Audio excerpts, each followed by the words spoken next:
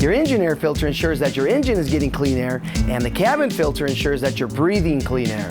Changing both of these filters periodically is important, and I'm going to show you how to do it yourself. I'm Sergio Lugo, and this is Kobalt in the Garage. So now it's time to change an air filter. For this repair, we'll need a magnetic bit driver, a screwdriver bit set, a nut bit set, and of course, an engine air filter and a cabin air filter. The engine air filter is located under the hood inside the air intake box. To access it, we first need to remove the air intake hose located here and disconnect the mass airflow sensor located here. First, I unscrew the air intake hose using a 5/16" nut bit tip on my screwdriver. Then I remove it. Next, we remove the mass airflow sensor. We release it. Now, we replace the nut bit with a Torx bit.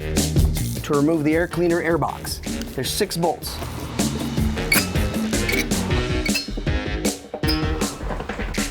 Inside the air box is our air filter. So now we remove the old air filter. As you can see, it's dirty. We will install a new air filter. In this vehicle, it just rests in the air box. I swap it out and attach everything in reverse order.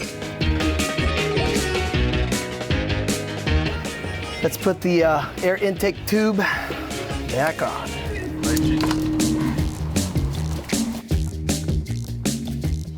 To replace the cabin air filter, we'll have to go into the glove box. This install only required your hands. No tools needed.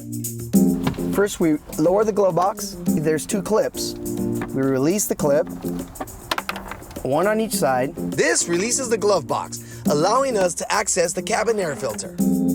Now, we take the cover off. And now we can remove the cabin air filter. It slides right out. And as you can see, this one is very dirty. So we're going to replace that with a new cabin filter. The airflow arrow should point from top to bottom. And reinsert the filter. I replace the cover and replace the glove box clips.